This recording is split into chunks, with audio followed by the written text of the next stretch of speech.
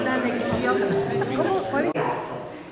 Mañana es la expulsión y entonces, como hay gente que está en hoteles, hemos previsto dos salidas.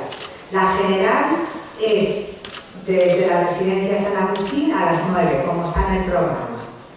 Pero hemos hecho a las 9, 9:05, otra salida en la Plaza de España, en una parada que hay de autobuses. Entonces me han dicho el nombre de la agencia, Riu, algo así. Pero bueno, ya nos veremos, pero como muy tarde hay 5, 9, sí, o sea, a las 9 han puesto carteles, también por ahí. Perdón, y ahora ya dejo. Hubiera sabido que tenía que presentar a don Alfredo Alvar, hubiera traído mi pajarita, que también la tengo, pero no lo sabía, pues ustedes me van a disculpar que venga en esta misa que ahora me ven y con esta preparación de la presentación me va a demostrar el hecho de que yo lea la solapa de este libro. Luego les diré qué libro es. Alfredo Alvar nació en Granada y es un reputado especialista de la historia cultural y política de la España de los siglos de oro. En la actualidad es profesor de investigación en el Instituto de Historia del Consejo Superior de Investigaciones Científicas y académico correspondiente de la Real Academia de la Historia. Dedicado últimamente a intentar comprender el ser humano, por la vía de las biografías de los más importantes personajes de nuestro pasado: Isabel la Católica, Cervantes, Lerma, Carlos V, la emperatriz Isabel, Juan Sebastián Elcano, Lope de Hoyos y ahora Hans Kevin-Hüller y otras cosas que tiene en marcha. Convive con el empeño de demostrar que rigor y método científico son buenos fundamentos para escribir una historia destinada al público que tenga ganas de leer para reflexionar y que sea, como sea, hay que salvar el conocimiento histórico de tantas nuevas novelas de caballerías. Tienen ustedes, por tanto, si esto es verdad, y ya les digo el título del libro, El embajador imperial. Acaba de salir, no sé si está ya o no en las librerías, pero cualquiera que haya leído, no diré un libro del profesor Alvar, si ha leído uno, seguro que ha buscado algún otro más. Era la facilidad con la que se lee, a pesar de la dificultad de la materia que trata. Alfredo Alvar es un escritor, además de historiador, extraordinariamente riguroso y extraordinariamente feliz en la expresión, algo que no siempre los investigadores conseguimos conjugar bien. Hay excelentes investigadores que no saben construir un relato de lo que hacen y hay extraordinarios narradores que venden humo. En este caso, Alfredo Alvar no vende humo, pero tiene esa maestría de los que saben contar las cosas. Ustedes lo van a comprobar en la conferencia que va a pronunciar ahora. Yo lo he dicho en distintos círculos y por lo tanto no entiendan ahora que son palabras impostadas y artificiales porque él está delante. Lo he dicho también a sus espaldas y por lo tanto tengo autoridad para decirlo aquí públicamente en su presencia. No es el mejor orador que he escuchado nunca.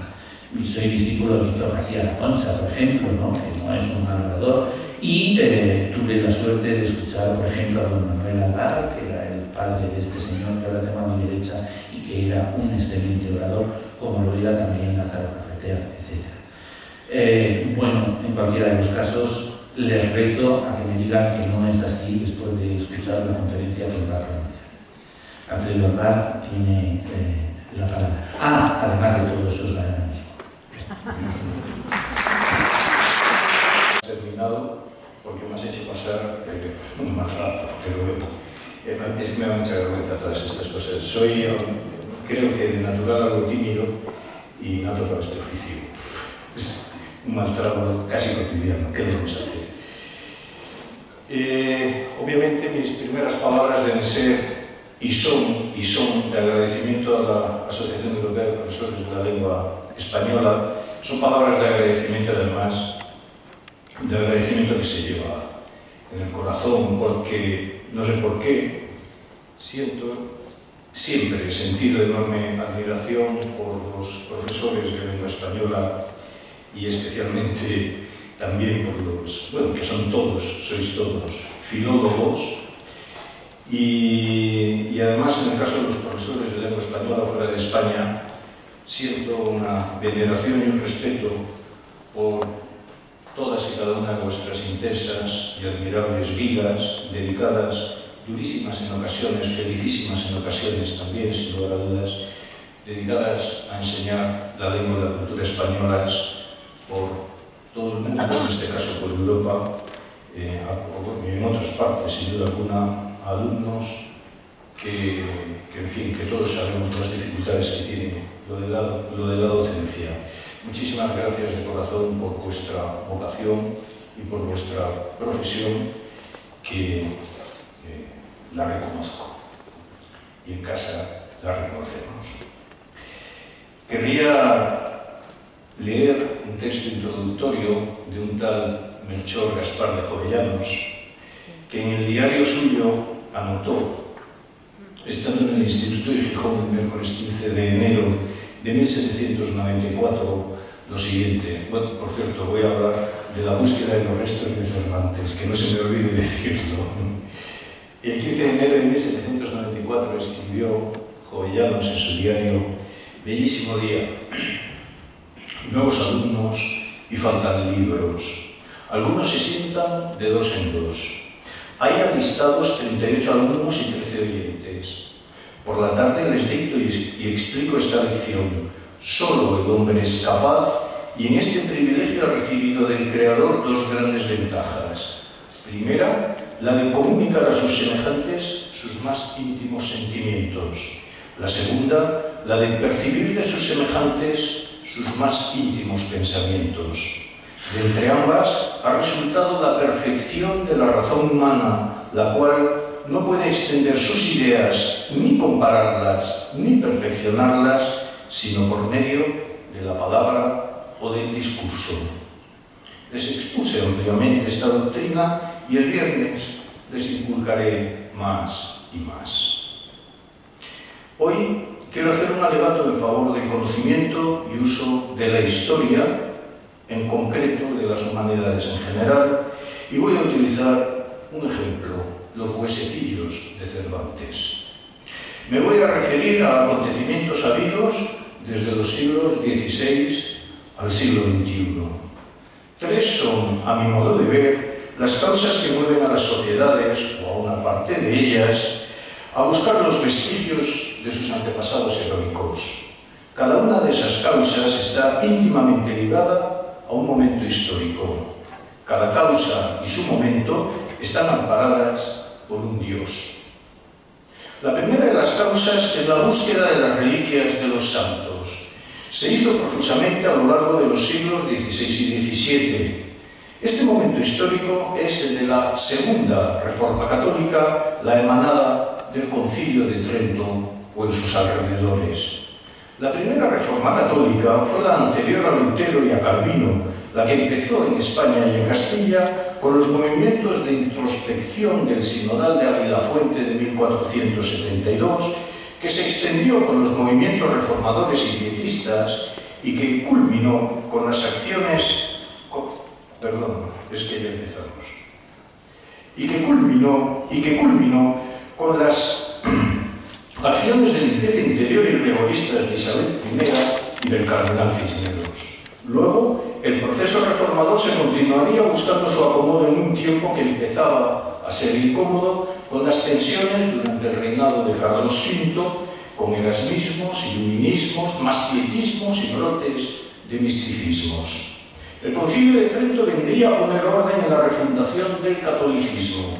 En este proceso, la defensa, búsqueda y veneración de las reliquias fue el tema central de una sesión, la 25ª, y los decretos que emanaron de ella. A mediados del siglo XVI y en adelante, durante todo el reinado de Felipe II, por lo tanto, y aunque antes hubiera habido, que duda cabe, búsquedas de restos de santos por la cristiandad, quedó bendecido el ir tras las reliquias, reunirlas, guardarlas, venerarlas y venerarlas. La razón, el ataque de los protestantismos contra todo lo que fuera la representación de los santos o la adoración de sus restos, reliquias y Concilio de Trento. El Dios por el que todo se removió fue Dios.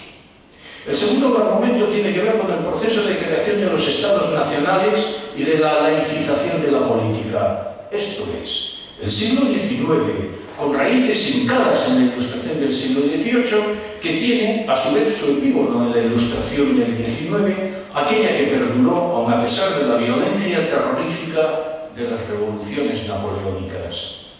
Entonces se buscaron los restos humanos de los prohombres nacionales. José I, Pepe Botella, trasladó los restos del Cid de San Pedro de Cardeña a Burgos, por ejemplo. La búsqueda de aquellos muertos a los que tributar respeto laico y nacional, esto es, manifestar honrosamente la expresión de la admiración por sus gestas y hazañas de todos los ciudadanos, ahora ya únicos depositarios de la soberanía nacional, se encontrarían en presencia de sus glorificados restos, se encontrarían las esencias históricas que vinculaban a esas comunidades y que sobrevivían estas comunidades, las naciones, unidas en unos destinos por encima de los avatares y las circunstancias coyunturales, por muy adversas que fueran o hubieran sido. Se recopilaron fuentes históricas, se publicaron colecciones de documentos inéditos para la historia de España, se editaron colecciones literarias nacionales y así se pusieron a mano para los ávidos lectores bibliotecas de autores españoles, se escribieron biografías, a ser posible basadas en los nuevos documentos que se iban publicando, se hicieron primorosas ediciones. Se abrieron bibliotecas nacionales en las que custodiar la ciencia, la erudición y la creación de los tiempos pasados para iluminación de los presentes.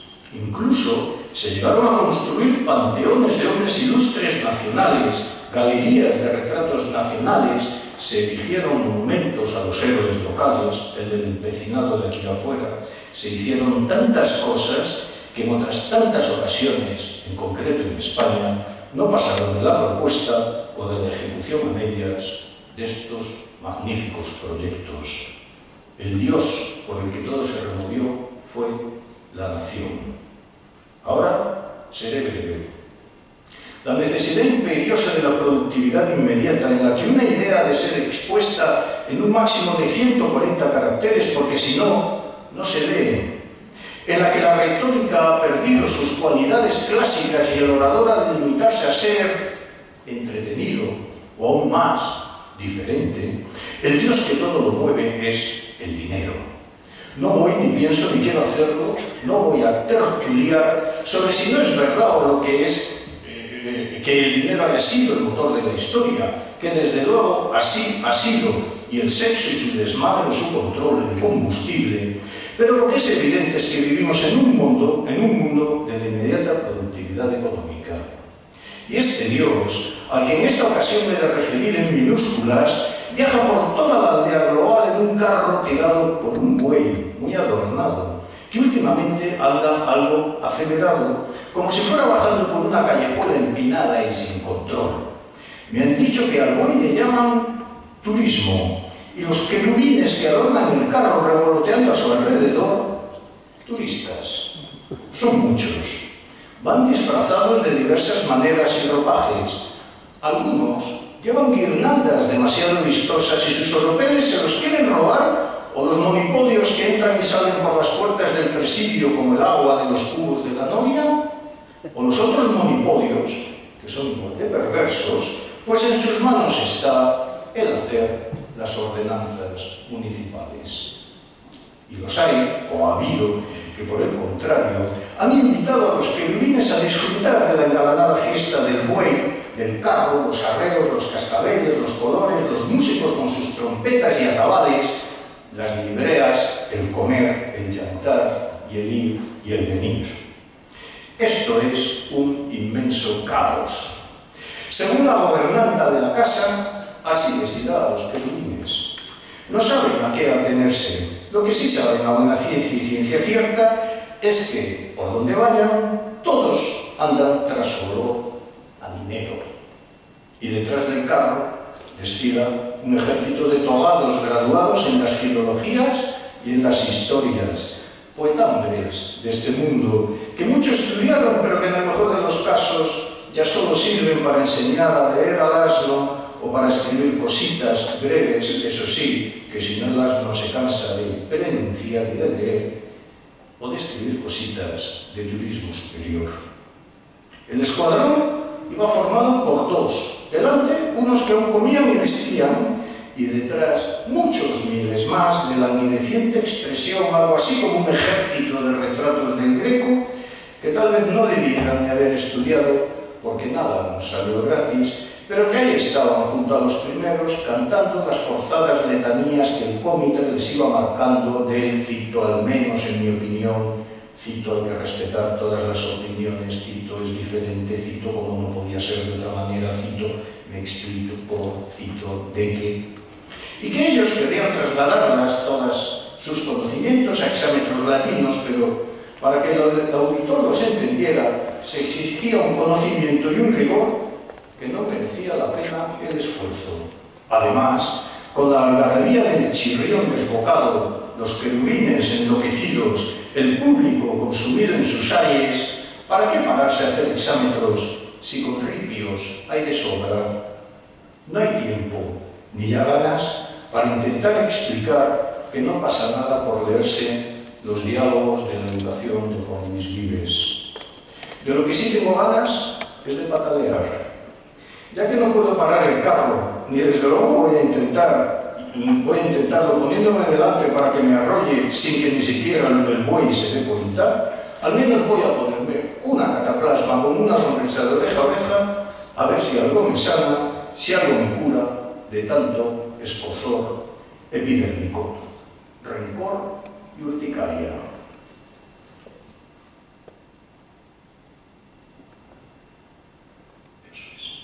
Madrid, Palacio de la Alcaldía de Madrid. Es el 17 de marzo de 2015.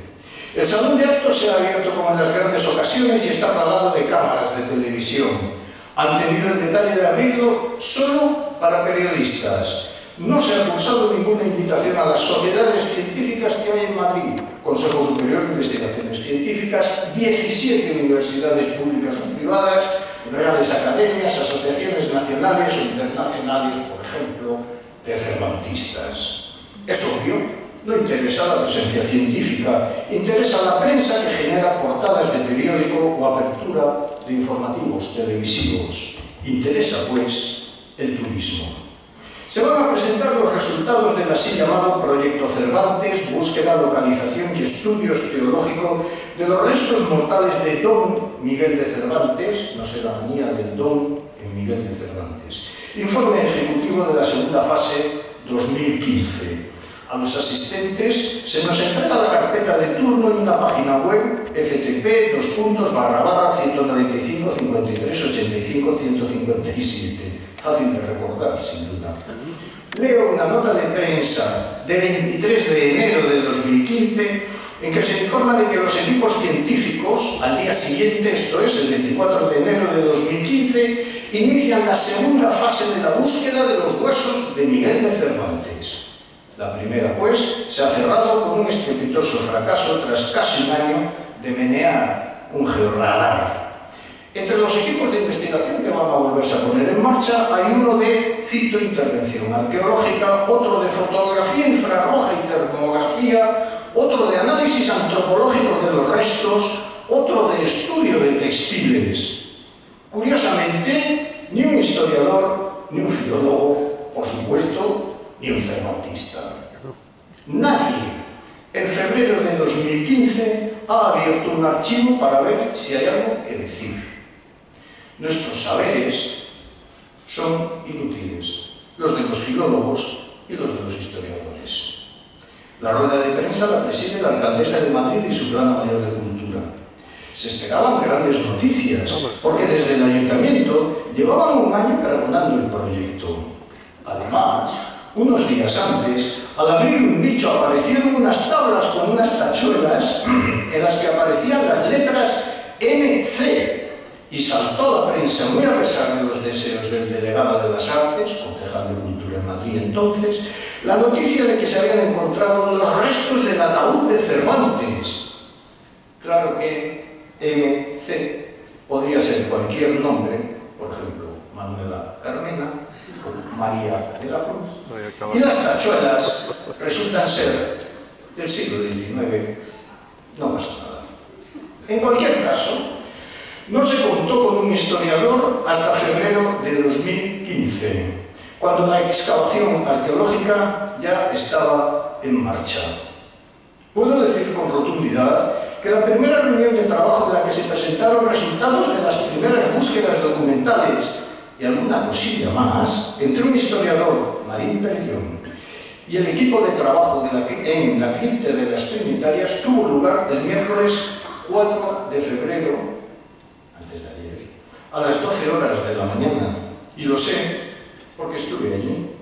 Hube de firmar un documento de confidencialidad de lo que se trató en aquella reunión. Guardaré silencio por los siglos de los siglos. Lo que son públicos son los documentos oficiales municipales. Toda la información que se ha emitido y facilitado sobre la búsqueda de Cervantes se basa en la planta de la iglesia actual, Es lo lógico. Si hay una iglesia en un sitio, vamos a excavar en esta iglesia. La hipertecnología, vaya, se ha desmontado todo, ¿no? Pues qué suerte tienen ustedes, porque yo estoy viendo aquí en el portátil un jaleo de imágenes. Bueno, este es el georradar de los promotores del proyecto. Este es un arqueólogo, un forense. Él es un forense. Me parece que ha hecho un trabajo científicamente extraordinario. No, de verdad, esta es la planta de la iglesia, fascinante, ¿no? La planta de la iglesia actual, la iglesia de San Ildefonso, en el convento de las Trinitarias, la bajada de la cripta. No sé si se ven unos aparatos. Bien, pues no estamos por ahí. Vamos a ver si desde aquí. Sí. Fantástico. El nicho, la cripta, fotografiada con termografía de última generación.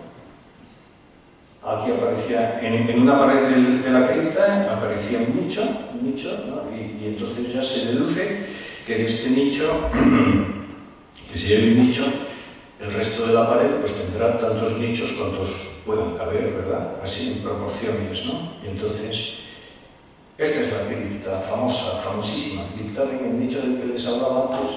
Es que no sé si ven. ¿Ustedes ven sí, el nicho aquí? Pues 1, 2, 3, 4, 5, 6, 7, 8, 9, y así sucede. Es la idea. Fíjense en estas baldosas rotas fundamentales. La cripta. Perdone, es que tengo que enlazar aquí y atiné. Bien, nichos sin inscripción. Estos son los nichos. Ya se clasifican todos los nichos, se localizan y empieza el trabajo. Se ve un individuo con un aparato metiendo, ¿verdad? Con una colonoscopia. Bien, estos son más imágenes. Esto es ya para que se hagan una idea de qué ha consistido técnicamente, termográficamente y geográficamente todo. El suelo roto, pues está roto será que está un poco debajo, ¿no? No hace falta un georradar, digo yo. Muy roto. La cripta, la iglesia, fantástica además, es preciosa, ¿verdad? Es un trabajo técnico memorable y fascinante, ¿no? Bien.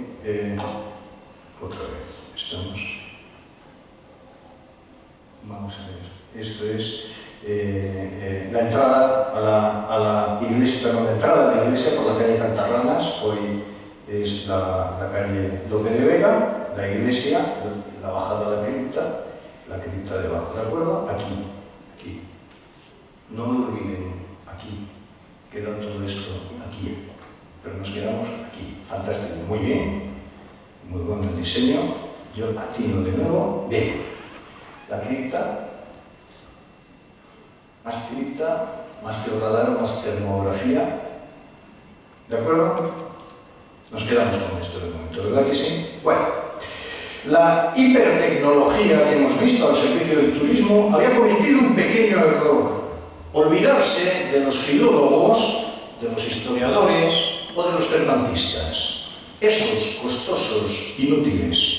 El error cometido podría haberse subsanado con solo haber revisado el índice de un libro, que incluso está en internet, por lo que se podría haber mirado en cualquier lugar de casa, en cualquier momento vital de quien lo fuera a leer.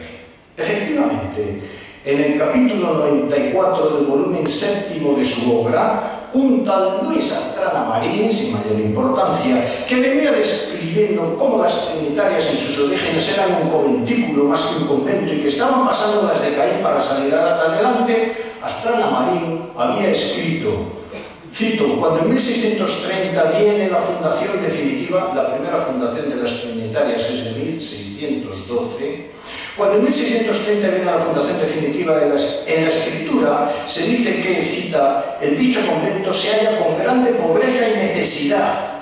Y se añade que en el documento de refundación, cita Astrana Marín, la iglesia es un pobre portal y la segunda iglesia que está trazada y comenzada no se puede continuar. En fin, la casa es estrecha, la sacristía indecente y la clausura no bastante segura y la renta no llega a 800 ducados para sustento de 32 monjas que son y para el culto divino, confesor, capellán, mandadera y sacristán. Se acaba la cita. Quiero decir que desde 1958, en que sale a la luz la obra de Astrana Marín, es de dominio cervantístico lo que estoy narrando. Cervantístico, que no de todos estos aficionados que promovieron el proyecto, e incluso de los otros aficionados que lo apoyaron y lo subvencionaron. Y es así como Astrana Marín nos contó que el marqués de la Laguna, a la sazón cuñado del duque de Lerma, y como por casualidad mayordomo mayor de la reina Margarita, del que poco sabemos, aunque su archivo es espléndido y su habilidad en el juego conocida en aquel Madrid del siglo XVII, digo que el marqués de la Laguna murió el 14 de noviembre de 1626. Su cadáver fue trasladado de un lugar a otro hasta que se depositó definitivamente en las Trinitarias por expreso deseo propio y de su viuda. En cierto modo, podríamos frivolizar y decir que lo que él apostaba en mesas para la diversión del cuerpo, su segunda esposa, doña María de Villena, de los Braganza portugueses, lo apostaba por la piadosa salvación de sus almas.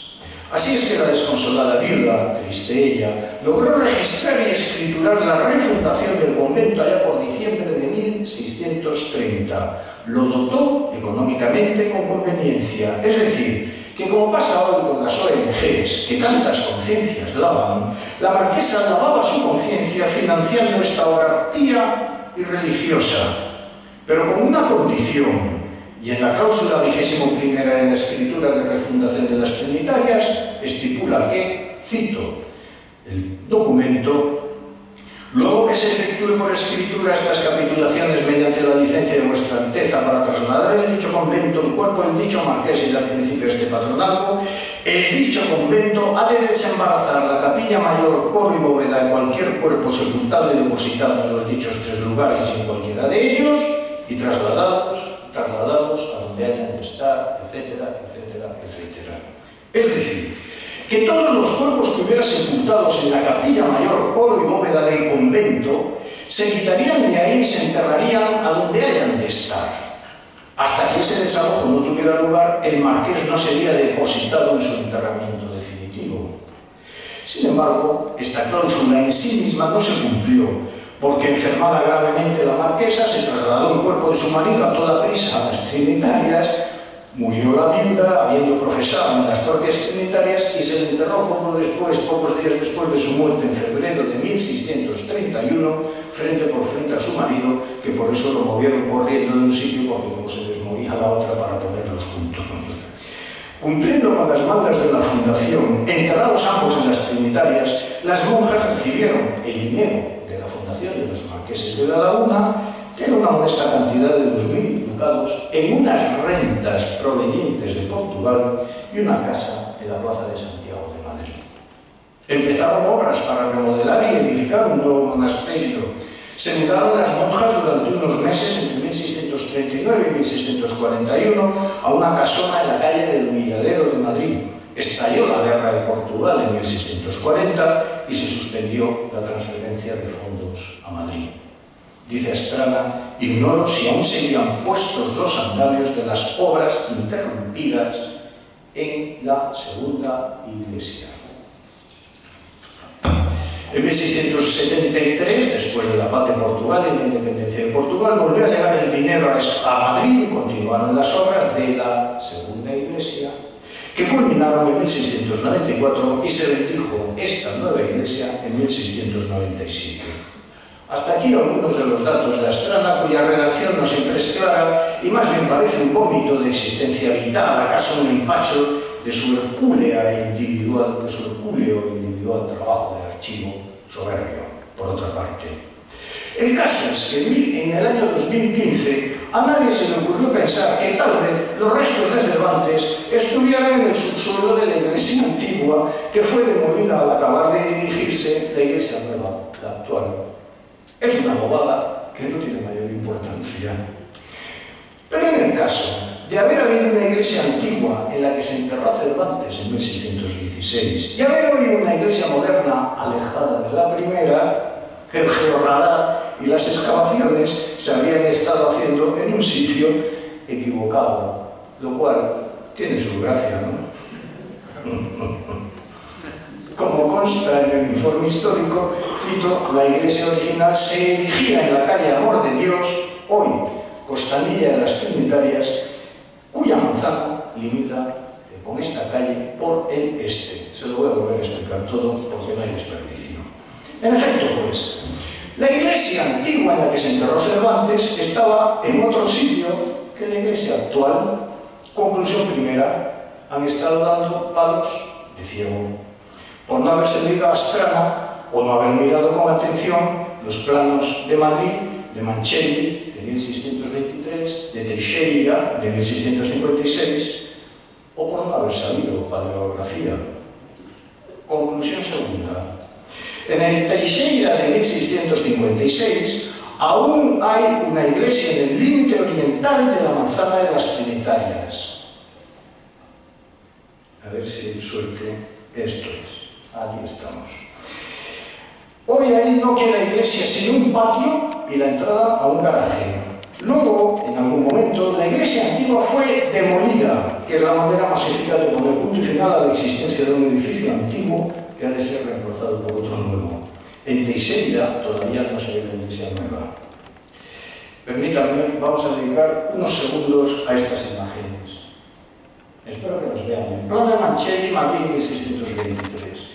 Aquí está la torre de la iglesia que linda con la calle Costanilla de las Trinitarias. ¿No es así? Bien. Un pequeño detalle. La iglesia actual, es que el ratón este no tengo tacto o pulso suficiente, pues no lo veo ahora. Bueno, la iglesia actual, aquí, por aquí ha aparecido el ratón, ¿sí? Ah, sí. La iglesia actual está ahí, más o menos. Perdón, aquí, quiero decir, ahí. Plano de Teixeira, este es el primer plano de Madrid, este es el de Teixeira de 1656, el más importante del siglo de oro. Vamos a hacer un pequeño recorrido, si el ratón tiene a bien volver a aparecer, porque está aquí. Vamos a ver. Tenemos la torre de la iglesia antigua que da con la Costanilla de las Trinitarias, ¿no es verdad? Hoy la entrada actual a la iglesia moderna es esta. Aquí vivo yo. Vivo en la calle Cervantes. Es el único vicio que puedo reconocer en público. Es la calle Cervantes. Aquí vivió Lope de Vega, la calle Francos, ¿verdad? Aquí murió Cervantes. Bueno, aquí hay una churrería de patatas fritas buenísima. Aquí está Manolo, el de la tintorería, que me pega los trajes y los planchas. Esta es la calle Lope de Vega actual, ¿verdad? Aquí vivieron Quevedo y Góngora.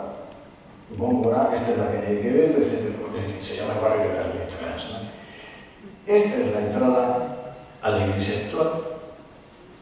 Aquí estuvo enterrado Cervantes. Se han equivocado de sitio. Es fantástico. Y se han pasado un año.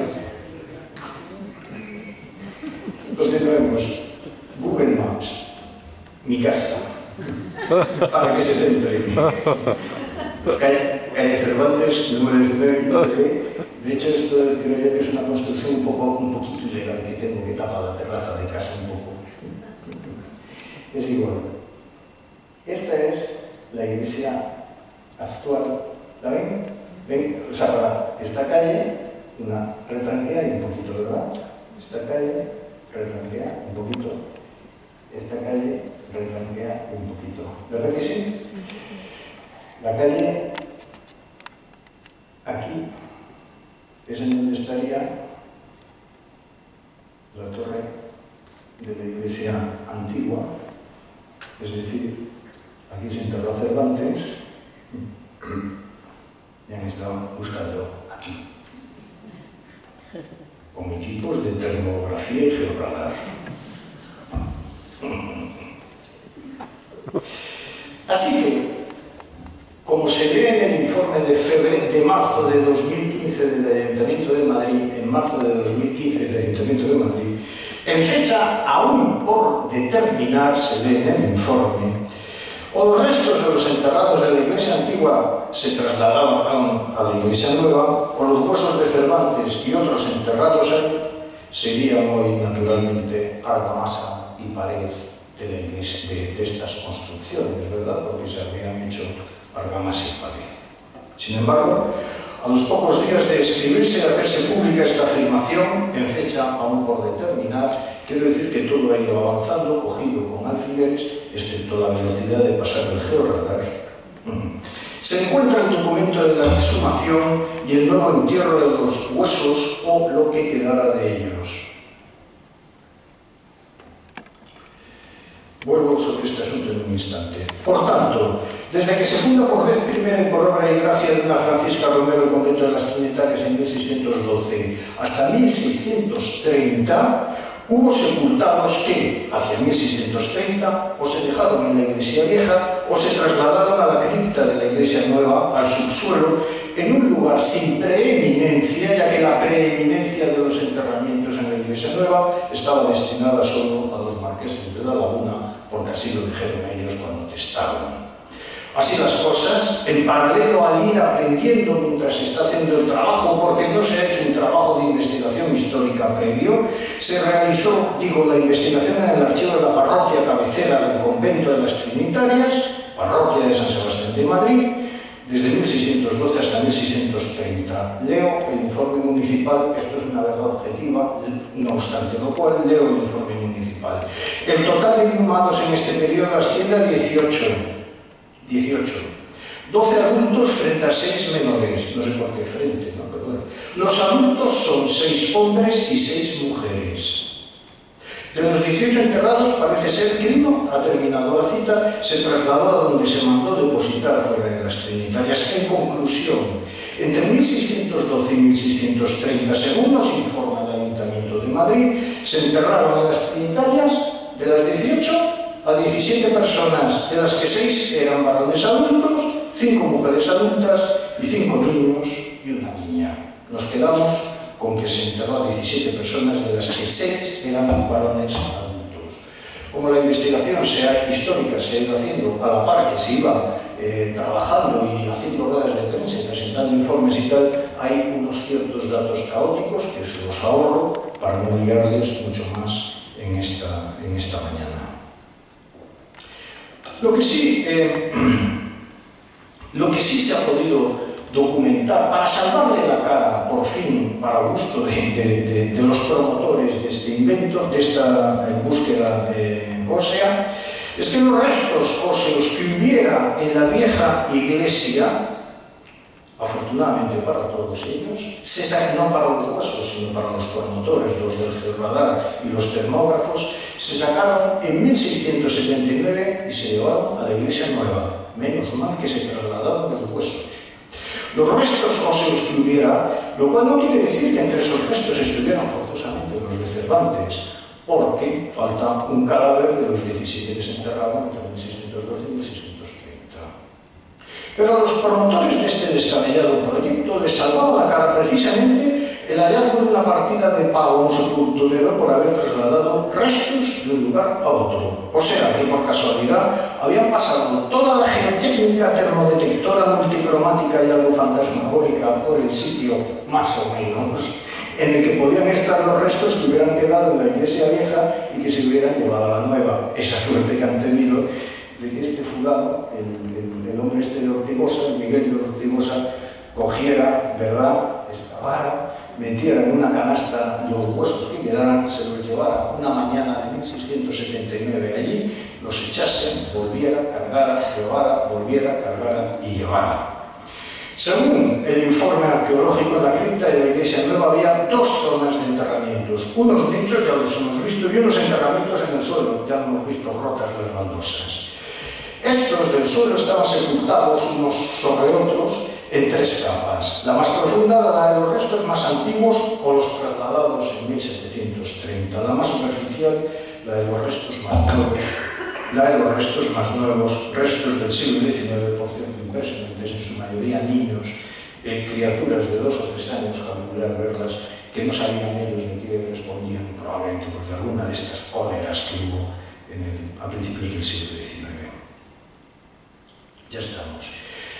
En efecto, entre 80 y 120 centímetros de profundidad había restos de 11 cuerpos, todos en ataúdes. Entre 30 y 50 centímetros había restos de 57 cuerpos y debajo del losado 172 cuerpos. Sin extendernos en otros detalles del informe arqueológico, nos centramos en la reducción 4.2/32, que es la tercera capa de enterrado, la más antigua.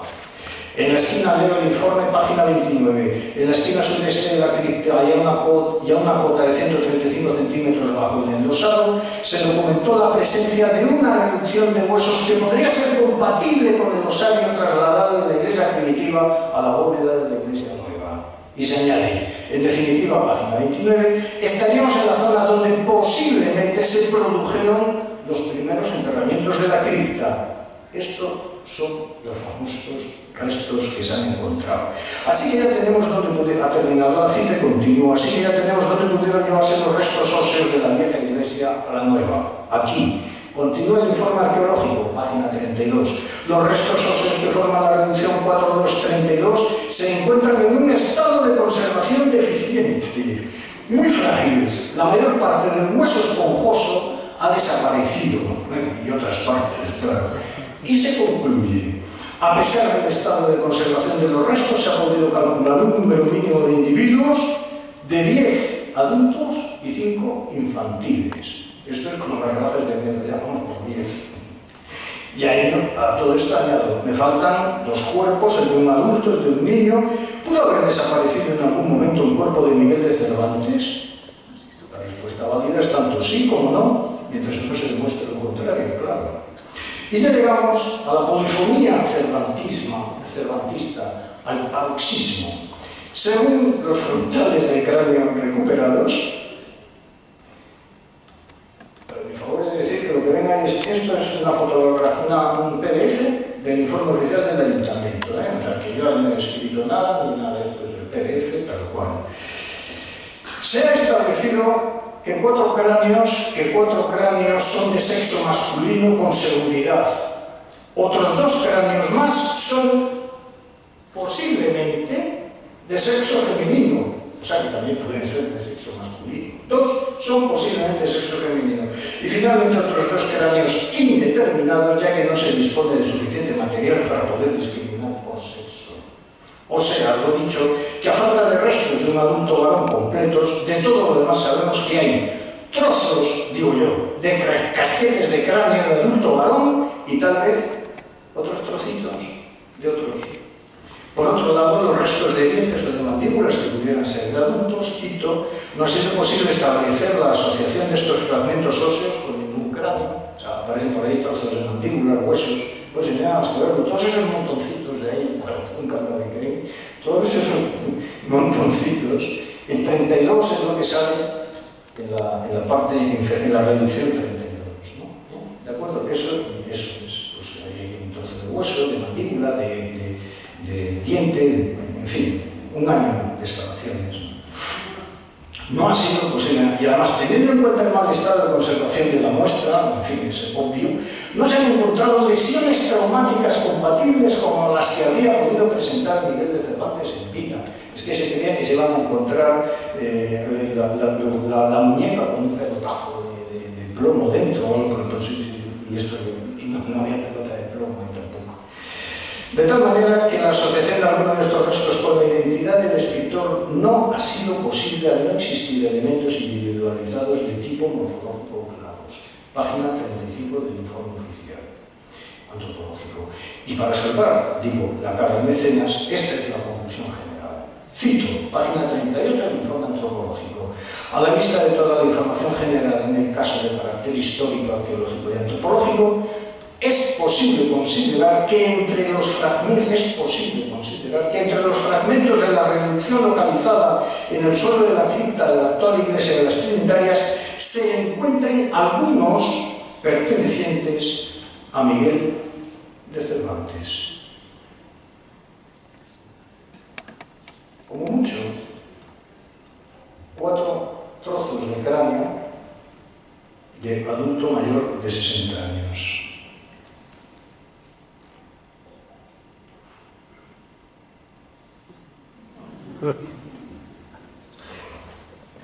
A ver si eso puede arrancar hoy. No va a arrancar, nos lo va. Sí, vamos a ver. Más tarde llegamos. Vamos a ver qué nos cuenta. Hello. Hello. Let's play a game.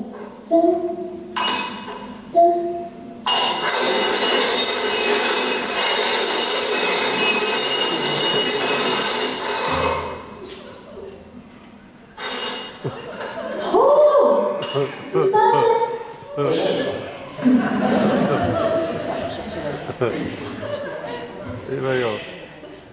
El gato trilero.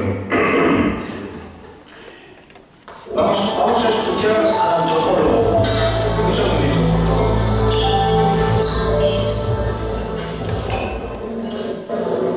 El proyecto va a tener 3 fases. La primera es la que se hizo hace meses, nos ha permitido conocer el edificio. Ahora sabemos dónde hay huecos, cuáles son los espesores de los muros, que está la conservación, la fase 1 quedó resuelta, se entregó el correspondiente informe. Ahora entramos en la fase 2 de exhumación y tocamos también la 3. La 3 sería el análisis de los restos. Nosotros no vamos a sacar nada de la cripta, es decir, no vamos a trasladar nada a ningún laboratorio. Lo ponemos en la cripta y si tenemos una hipótesis de aproximación a alguna identidad, hablaremos de una tercera fase tramitando de nuevo todos los permisos a todas las autoridades. Escuchen, Pero quiero que se entienda esto, que no vamos a sacar un hueso para hacer una radiografía o para hacer un análisis genético o bioquímico, etcétera, por el momento. Si no encontramos a Cervantes, la conclusión es que no lo hemos encontrado, pero todos los relatos históricos dicen que a Cervantes nunca se le sacó de ese recinto. Lo que es seguro es que los restos nunca se van a sacar de ese convento. Esa es una decisión de las monjas que respetamos todos y también es una decisión del arzobispado, me parece muy correcta. Han oído al antropólogo cuando afirma, a Miguel de Cervantes, la conclusión es que no volvemos a encontrarlo. Bien.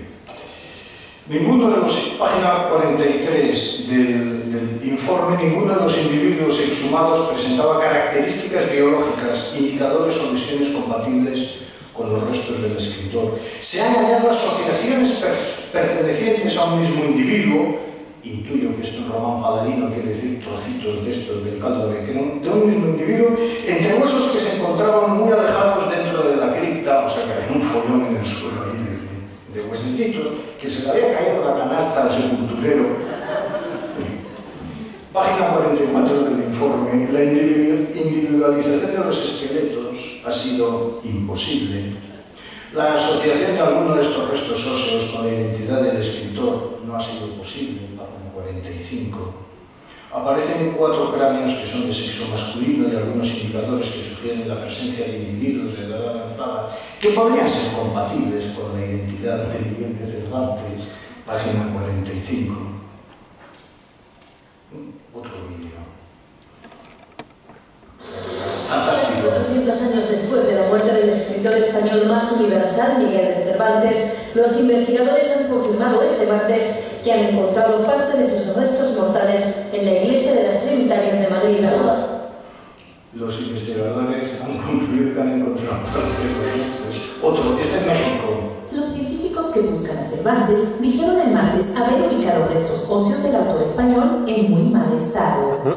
Los huesos, fragmentos y esquirlas están mezclados en un osario con al menos otros 15 cuerpos en la cripta del convento de las Trinitarias Descalzas de Madrid, donde Cervantes fue enterrado en 1616. Esos restos eran difíciles de aislar, identificar y cotejar con ADN, lo que alimenta el misterio en torno al paradero del hombre que escribió la novela más importante de la literatura española. Pero los arqueólogos están convencidos que su cuerpo está entre esos fragmentos. Para ello se basan en las fuentes históricas que documentan cómo 17 cuerpos, incluido el de Cervantes, fueron trasladados de la iglesia del convento a la cripta durante unas obras de ampliación entre 1698 y 1730. Son muchas las coincidencias y no hay discrepancias. Ese es el punto en el que nos encontramos en este momento de la investigación. Francisco Echeverría, uno de los antropólogos forenses más reputados del mundo, señaló que a partir de ahora intentarán extraer un perfil genético de los huesos, pero dada la degradación, no hay certeza de que sea posible. Después de la labor genética, las autoridades deberán decidir qué hacer con esos restos. Si vuelven al anonimato de la cripta, se separan de alguna forma o se identifican bajo el nombre de Miguel de Cervantes. Echeverría ya había advertido varias veces que la búsqueda no era sencilla, sobre todo porque han pasado 400 años y porque la historia siempre depara sorpresas. Rosalba Ruiz, Associated Press. Bueno, ni la historia depara sorpresas ni la historia es muy bonita. Esto es otra cosa, ¿no? Pero bueno, en fin, voy ya concluyendo. Queda claro que se han encontrado los restos de Cervantes enteros, etcétera, etcétera, la verdad que sí. El éxito, sin embargo, el éxito del proyecto de la búsqueda de Cervantes ha sido absoluto. No se han encontrado los huesos, pero casi todo el mundo se cree que se han encontrado los huesos. Además, Madrid ha salido en las portadas de los medios de comunicación. Efectivamente, en la página web del Ayuntamiento de Madrid, consultada justo antes de venir aquí a Burgos por última vez, se pueden ver las reflexiones asumidas y difundidas por el Ayuntamiento de Madrid, el anterior ayuntamiento. Primero, este es el éxito de este proyecto. Todo es de carácter científico y riguroso, claro. Primero, 68 países publicaron 9.900 noticias entre el 9 de marzo y el 24 de abril sobre el hallazgo de los restos del autor del Quijote. El impacto de la búsqueda de Cervantes equivalió, dice el Ayuntamiento de Madrid, claro, ¿qué van a decir?, a una campaña publicitaria de 78 millones de euros para dar publicidad de Madrid. Es decir, que da igual mentir en el caso de eso. El impacto acumulado en audiencia asciende a 5.891 millones de telespectadores, el 50% fuera de España, contribuyendo así a proyectar la imagen de Madrid como destino turístico-cultural. Estoy leyendo la propaganda turística del Ayuntamiento. Cuarto, se destaca la satisfacción del Ayuntamiento por el impacto mediático que ha tenido la localización de los restos de Miguel de Cervantes en todo el mundo. Quinto, la consultora Acceso ha analizado las noticias recogidas en prensa, internet, radio y televisión de numerosos medios de ámbito nacional e internacional. Sexto, y entre los medios internacionales de referencia que se han hecho eco de la noticia, destacan la BBC.com, Xinhua News Agency, New York Times o el Washington Post. México ha sido el país extranjero donde más número de noticias se han recogido sobre el hallazgo de los huesos de Cervantes, mientras que los medios de Estados Unidos son los que más retorno económico o impacto en la audiencia han aportado. También ha sido destacada la cobertura en países próximos geográfica y culturalmente, como Alemania, Francia, Brasil, Venezuela, Italia, Portugal, Argentina, etc., así como en países más distantes, como China, India, Irán, Tailandia, Sudáfrica o Qatar.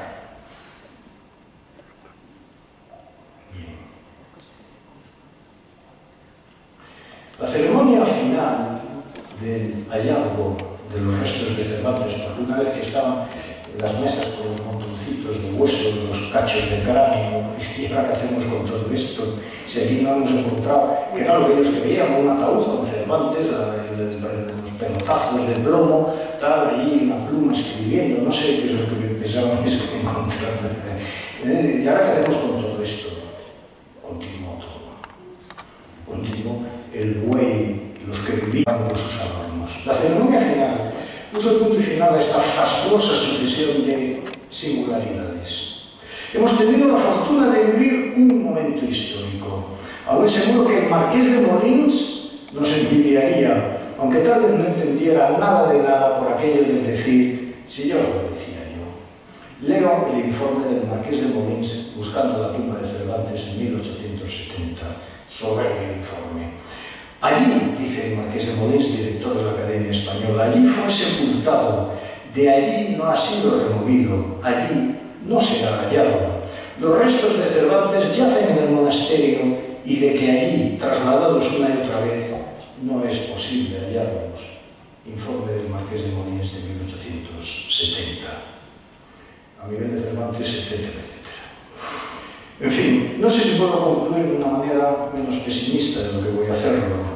Vivimos y por cierto, vivo en la calle Cervantes y yo no veo por allí legiones de turistas yendo todos. Vamos a ver los restos, aquello todo sigue igual de sucio, Manolo sigue planchando igual, el de la fábrica de patatas tiene un letrero que dice no hagan fotografías de una máquina estas de freír aceite, no me hagan fotos, todo sigue igual verdaderamente.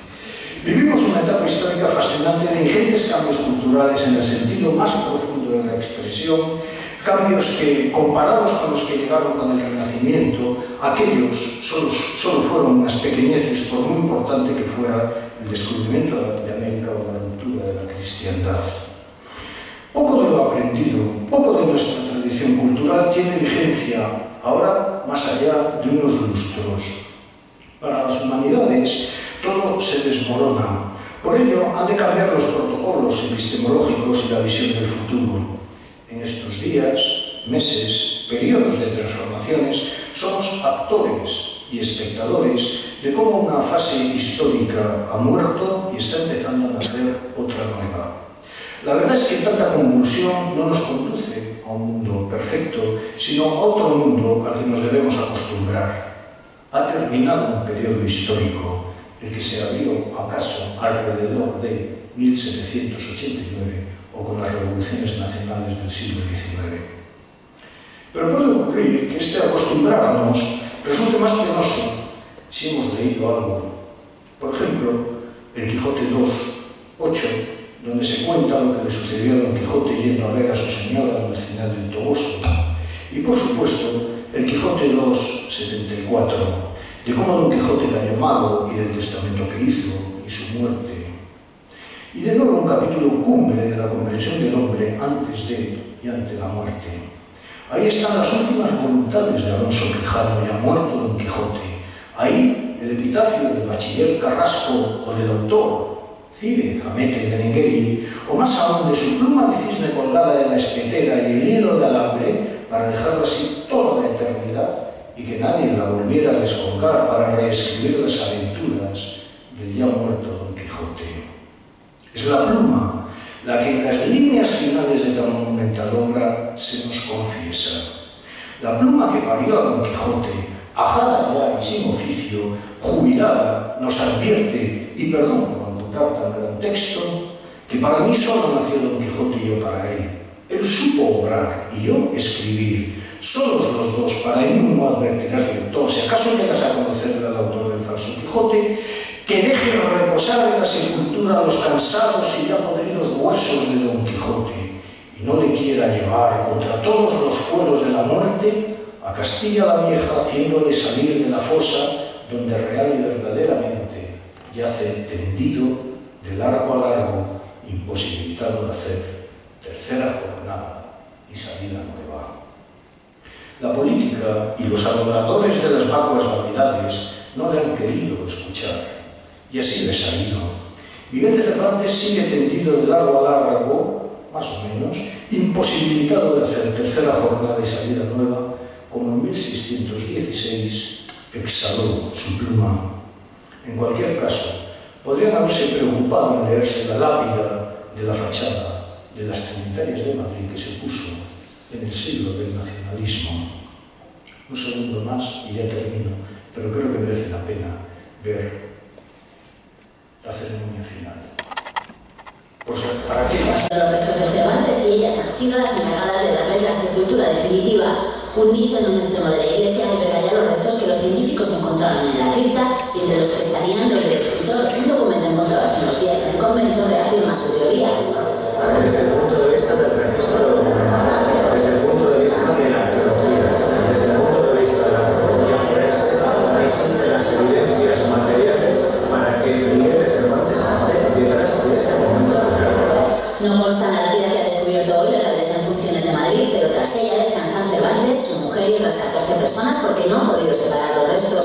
La Real Academia ha recuperado unos versos de los trabajos de Persiles y Segismunda para la inscripción, en la que algunos cervantistas le han descubierto una errata. Segismunda con E y no con I, error de artesano, asegura la RAE. Consciente del valor simbólico que encierra este acto, es la hora por fin de decir: Don Miguel, misión cumplida. Este fin de semana las monjas abren las puertas de la iglesia para quien quiera ver la lápida y la decidirán y dicen cómo harán después. Militares de los regimientos en los que sirvió Cervantes han cerrado el acto solemne. Sonaba la muerte no es el final. Para Cervantes está claro que no. Y tenemos el último ya, después de haber visto los versos del Persiles y Segismunda. A ver si hay suerte y entra este también. Documentación oficial.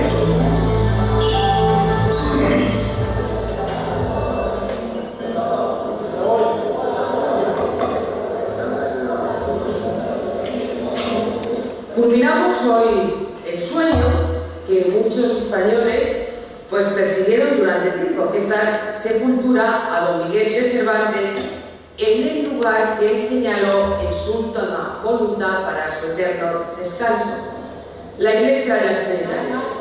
En la iglesia de las Trinitarias fueron sus restos inhumados el 23 de abril de 1616, un día después de fallecer en su casa de este madrileño barrio de las Letras, a muy pocos metros de este templo donde hoy nos encontramos. Con emoción, plenamente consciente del valor simbólico que encierra este acto, es la hora por fin de decir: Don Miguel, misión cumplida.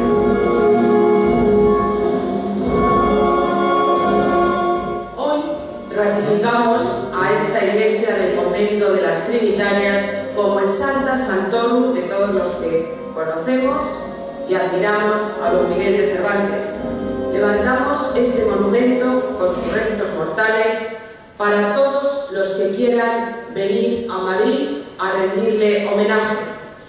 Por todas estas razones estamos muy orgullosos en el Ayuntamiento de Madrid y yo desde luego como alcaldesa de haber apoyado el proyecto científico que ha dado como resultado el hallazgo de los restos de don Miguel de Cervantes, dada la importancia que su obra y su figura tiene para la cultura española y universal.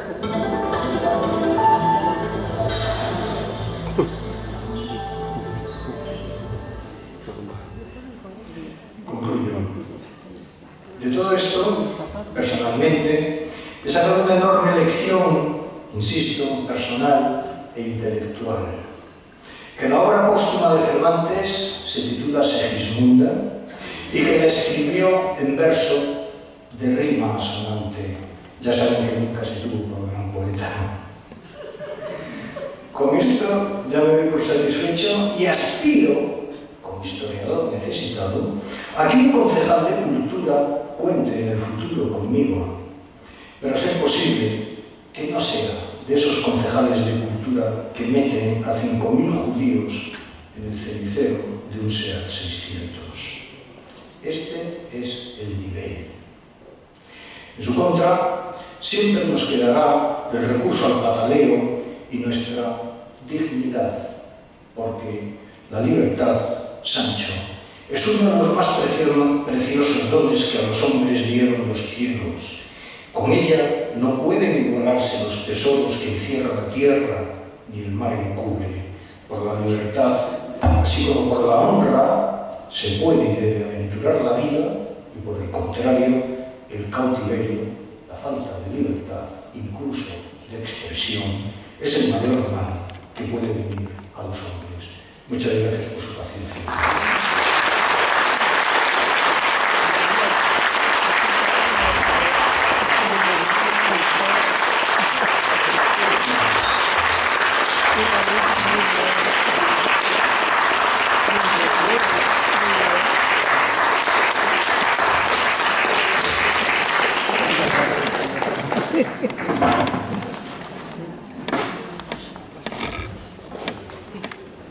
Het is nu 5:15. Vanaf 4:30 kan men de kathedraal gratis bezoeken. Dat kunnen we wel zien.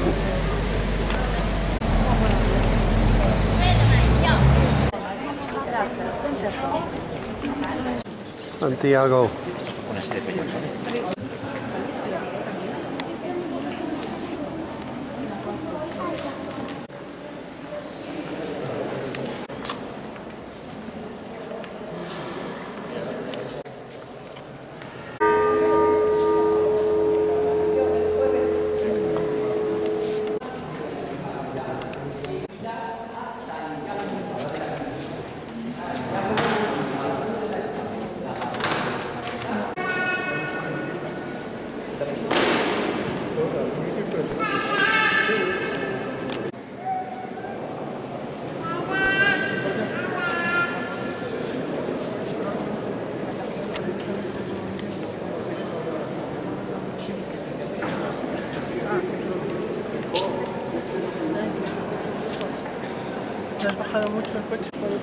Dit is het graf van de Cid.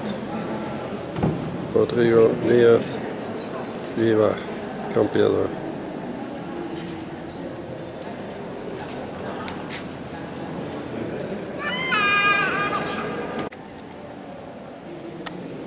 Overleden in het jaar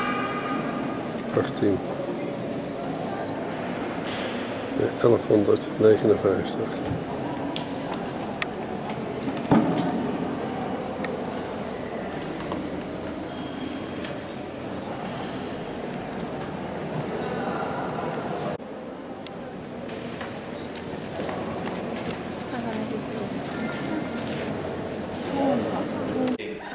Utilizo en la vida diaria. Bien, quería presentarles a Juan Herrero. Alguno de ustedes ha podido escucharlo esta mañana en una ponencia sobre el Quijote de Avellaneda. Es decir, que Juan es un filólogo y ustedes podrán leer cosas de Juan en breve, cosas interesantes. Pero además es un artista. Juan Herrero, como artista, se llama Señor Juan. Y yo quiero... Señor Juan, el Señor Juan. Y yo quiero que ustedes se queden con ese nombre, el Señor Juan, por algo que le interesa a él como artista, pero que también es posible que les interese a ustedes como consumidores de música, etc. Y les voy a contar una muy breve anécdota, ya que hoy ha sido un día cervantino, una muy breve anécdota que tiene que ver con Cervantes y que tiene que ver con Avellaneda, de quien habló Juan al comienzo de la tarde. Cuando Cervantes lee el Quijote de Avellaneda, tiene que demostrar que ese Quijote es falso, ¿no? Y una de las pruebas para demostrar que ese Quijote es falso es que Avellaneda a Dulcinea la llama Doña Dulcinea. Y dice Sancho: nunca he oído yo llamar a mi señora Dulcinea doña Dulcinea. Esa era una prueba de que era un falsario el que había escrito sobre Dulcinea. Bueno, pues Juan Herrero es el señor Juan, ¿verdad? Como Dulcinea no era doña Dulcinea. Sí, no, quédense la anécdota que les sirva para recordar al señor Juan. Búsquenlo en Facebook y allí verán ustedes la posibilidad de descargar gratis el disco de el señor Juan. Esa es una gentileza y ahora les dejo con su música y que todos lo disfrutemos. Gracias. Gracias. Juan.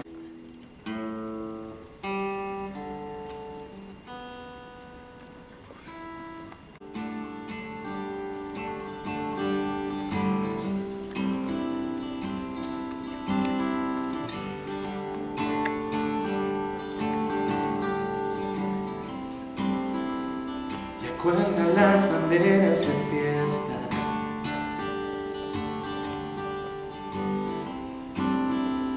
hay fuegos de artificio,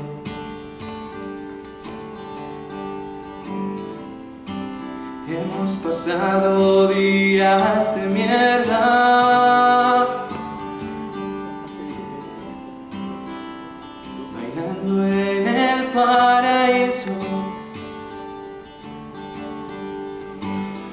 Todo lo demás se va quedando en minucias. Qué difícil es a veces entender las cosas sencillas. Es un largo viaje hasta aquí. Mira las señales que dejaron. Alguien va siguiendo nuestros pasos. Es un largo viaje hasta aquí.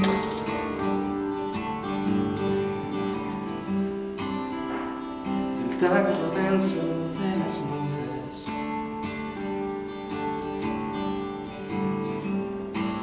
en una habitación con flores,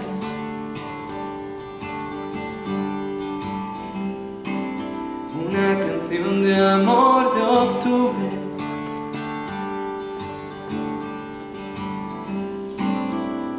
cojita de un acorde, y todo lo demás se va quedando en ceniza, como el olor de las rosas después de la lluvia. Es un largo viaje hasta aquí. Mira las señales que dejaron. Alguien va siguiendo nuestros pasos.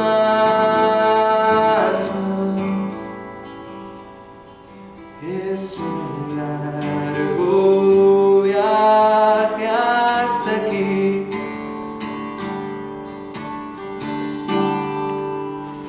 Buenas tardes.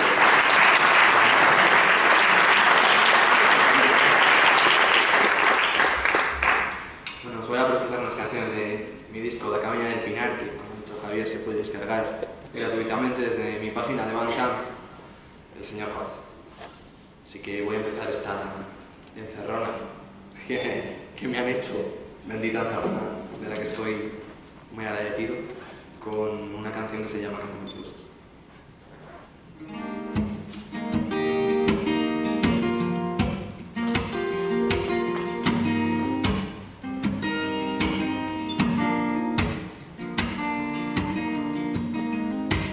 ¿Por qué no me coges la mano? Sobrevolamos el norte, voy buscando playa recóndita donde nadie nos conoce, aseguran por allá que te puedes pellizcar sin despertarte jamás de sueño alguno. Si llegaras a entenderme hasta dejar de respirar, atraparía ese segundo detenido con mi caza mariposas de bolsillo. Y luego soñé que saltabas la cuerda que tender la ropa, y ya no hubo una pasión más herética y tampoco más erótica. Tienes abierto el balcón y no paran de caer melodías de esas que te ponen tonta. Si llegaras a entenderme hasta dejar de respirar, atraparía ese segundo detenido con mi caza mariposas de bolsillo. He soñado tantas veces que he podido bucear en esos ojos de los que no sé el color ni la medida, solo la música. Si llegaras a entenderme hasta dejar de respirar, atraparía ese segundo detenido con mi caza mariposas de bolsillo. Y luego soñé que saltabas la cuerda de tender la ropa.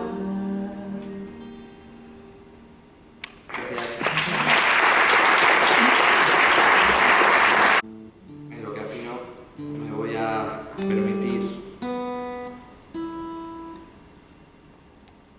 una versioncilla que seguro que por lo menos los españoles la conoceréis.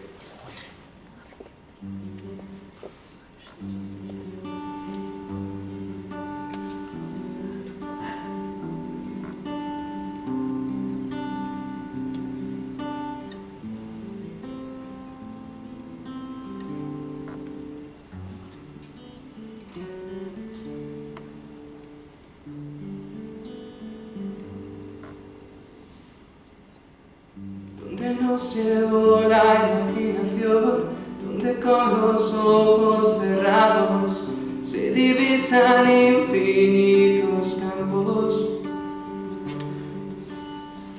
donde nos llevó la primera luz, germinó la semilla del cielo azul. Volveré a ese lugar donde nací,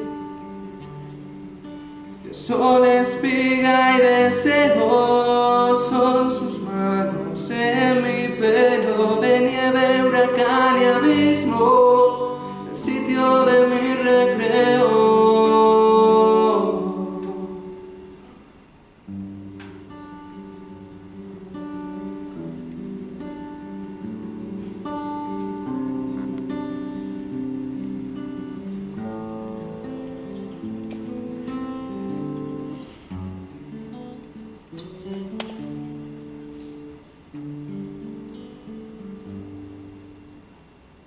Viento que en su murmullo parece hablar, mueve el mundo y con gracia le ves bailar, y con él el escenario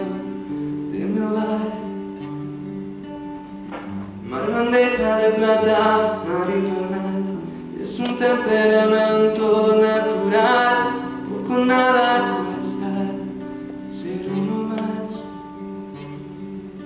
De sol, espiga y deseo son sus manos en mi pelo, de nieve, huracán y abismo, el sitio de mi recreo, silencio, prisa y cordura, dan aliento a mi locura. Hay nieve, hay fuego, hay deseo, allí donde me recreo.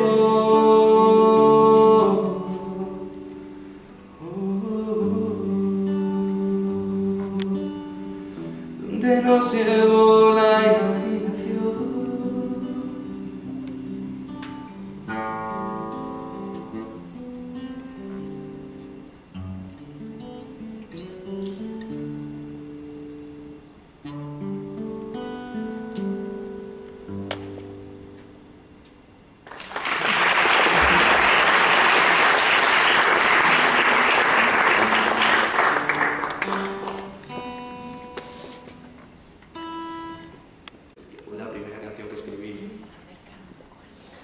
Que escribí por encargo.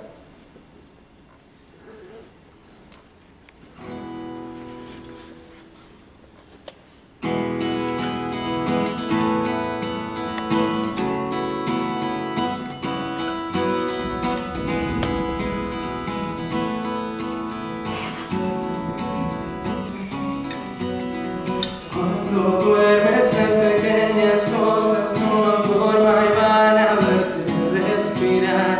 Cuando duermes tienes los pies fríos y la luz va entrando al ritmo de vals.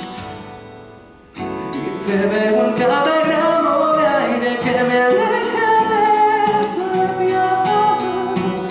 Las mareas van y vienen con tu frío y mi calor.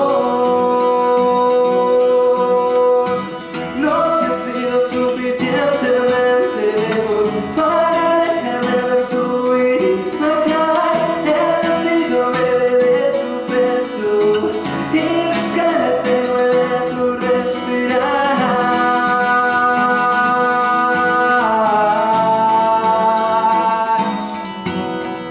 Cuando duermes no importan las guerras, los soldados se abrazan al desertar. Y te veo en cada piedra blanca de la casa donde yo cabalgaba encima de tu espalda, corre viento a mi favor.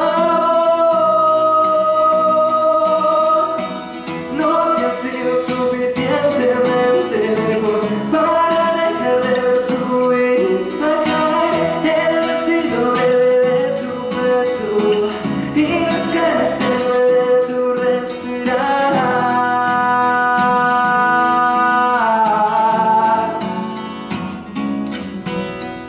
Cuando duermes las pequeñas cosas toman forma